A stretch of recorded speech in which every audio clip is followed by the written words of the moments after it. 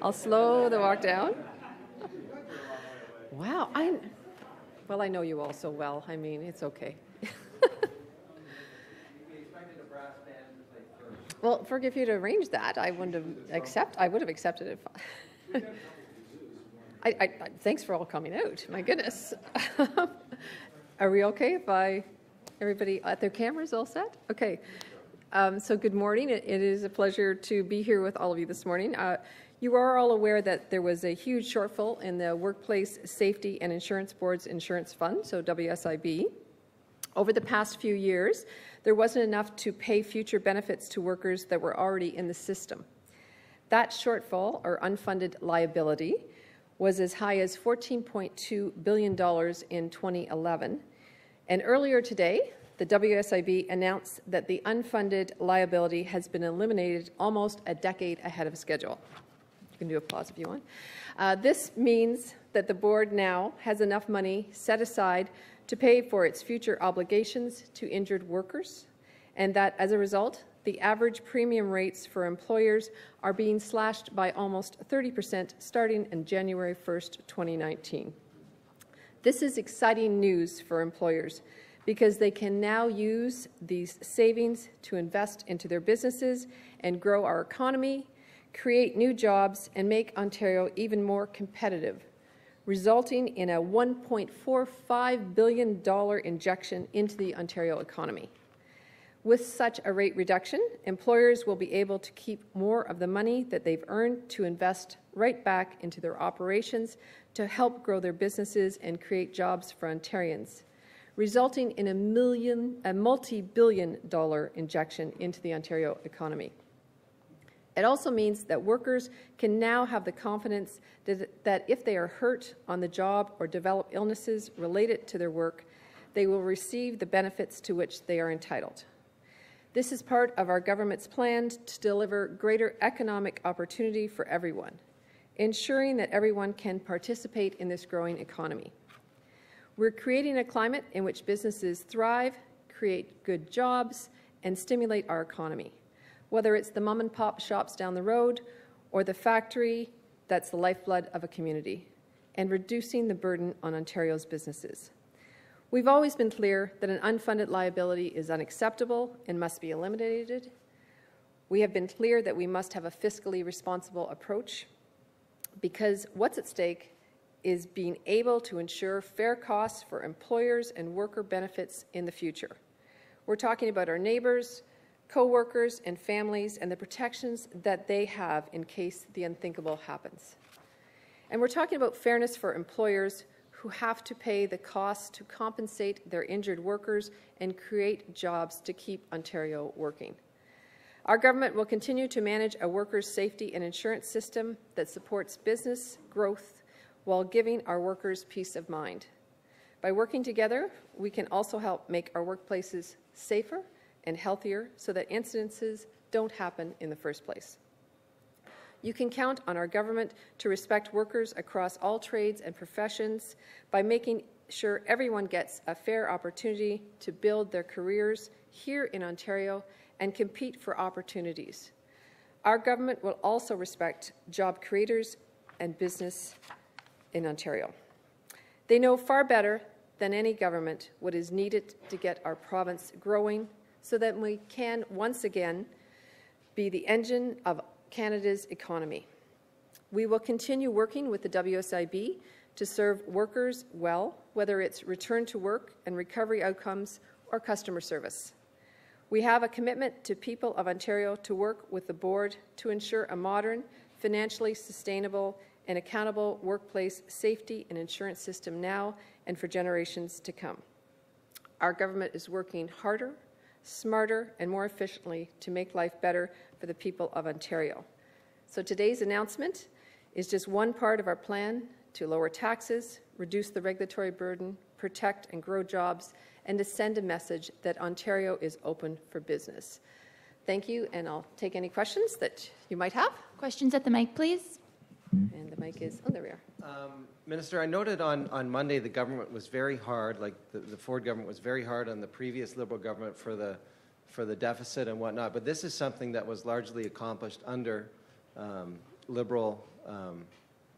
under the Liberal years by McGuinty's former Chief of Staff, Tom Teahan, and Liberal appointee and former PC MPP, Elizabeth Whitmer. So are you going to give, since the government was giving brickbats at the Liberals, are you going to give them some credit for this? I thank the WSIB for the work they've done. We have always said that an unfunded liability was unacceptable. And in 2009, the Auditor General's report came out.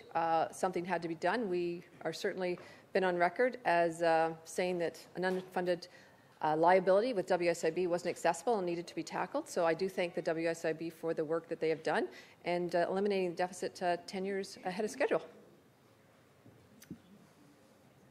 Since 2010, the average award for injured workers has declined. Drug coverage, for example, has been slashed by 30% for injured workers. What is your response to critics who would say you've reduced this unfunded liability on the backs of injured workers? Well, the WSIB certainly has a dedicated process and has been dealing with injured workers. I can't tell you the exact numbers or details with the WSIB and a lot of the outcomes, but there has been increased services by WSIB for PTSD, chronic mental stress. They also, I forget the first part of the question. What was it? Well, the statistics show that entitlements for injured workers have decreased since 2010. Right.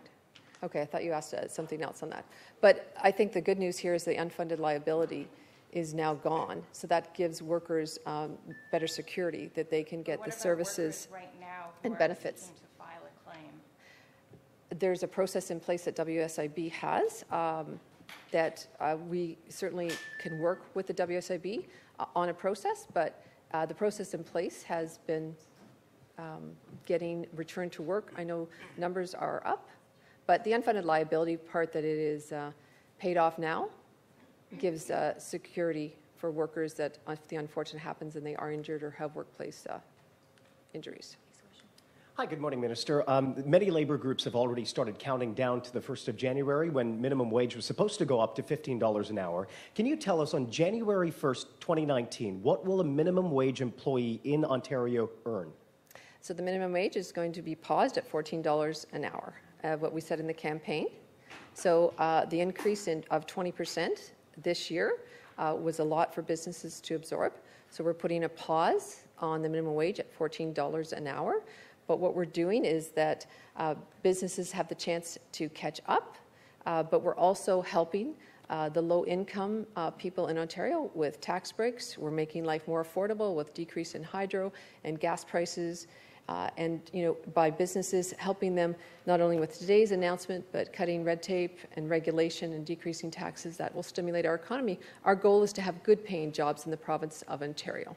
The previous PC leader, Patrick Brown, had committed to raising it by 25 cents a year until 2020. Is that still the commitment? Will it go up to $14.25 in 2019 and going up to finally $15 in 2020, or in 4 years, or is it going to be just $14 flat? Starting January 1st, 2019, it's going to be $14, but we're still reviewing all of the aspects of the Bill 148 and meeting with stakeholders, and we're still consulting. Hi, Minister. That's actually what I wanted to ask you about. Stakeholders like the Ontario Chamber of Commerce, Retail Council of Canada are asking you to repeal parts of Bill 148, in particular some of the provisions around scheduling, sick days, that kind of stuff. Are you open to repealing that? Is there any element of Bill 148 that you feel you are committed to keeping to protect workers? We're still meeting with stakeholders of all sides, and we're still looking at reviewing 148. So, you're looking at review. Are you in the process? I'm in the process of. You're in the process of reviewing. Meeting with stakeholders, yes. And do you have a time frame as to when we're going to see some sort of answer about repealing it? Right. We're in the process of looking, so I would say sometime this fall. Sometime this fall. Okay. And just to clarify, you mentioned tax breaks for low-paid workers. Is So there a that's the- commitment for that minimum wage? I know it was mentioned during the campaign about some sort of tax break for minimum wage workers. Has the government committed to actually bringing that in January 1st, or when? We're in the process of finding the details of when that will be occurring, but yes, for sure, there'll be a provincial portion of income tax for people making less than $30,000 a year. Hi, Minister. While there has been a job loss overall in Ontario since January 1st, almost none of the job losses have come in the services sector, where we typically see most of the minimum wage jobs. What about the minimum wage hike has specifically been negative? What we've seen is job losses. On August alone was 80,000 job losses, all part-time jobs, and we feel that there is a tie-in, certainly, as we've heard from businesses who've had to cut staff, business owners having to work more hours themselves, just the affordability factor. So we believe that the rapid increase of 20% this year in minimum wage has hurt job creation in the province, especially in the entry level and especially with youth. You're committed to keeping it at 14. We're not going to see any rollback or anything like that, Minister? We're committed to keeping it 14. Last question, if we have any. Let me just ask, can you clarify then when will we actually see $15 an hour? Is there a plan right now to, at any point, raise it to $15 an hour, even if it's incrementally? We're reviewing everything of Bill 148, and so I don't have anything specific to tell you on that at this point, but we are reviewing. So under the Ford government, people making minimum wage are not going to see a legislated increase in their salaries or in their pay at all? Right now, it's $14 an hour for January 1st, and we'll be coming back as we review Bill 148 and the stakeholders with more definitive answers later. Okay, thank you, everyone. Thanks, everybody. Now you have to all scoot to question period.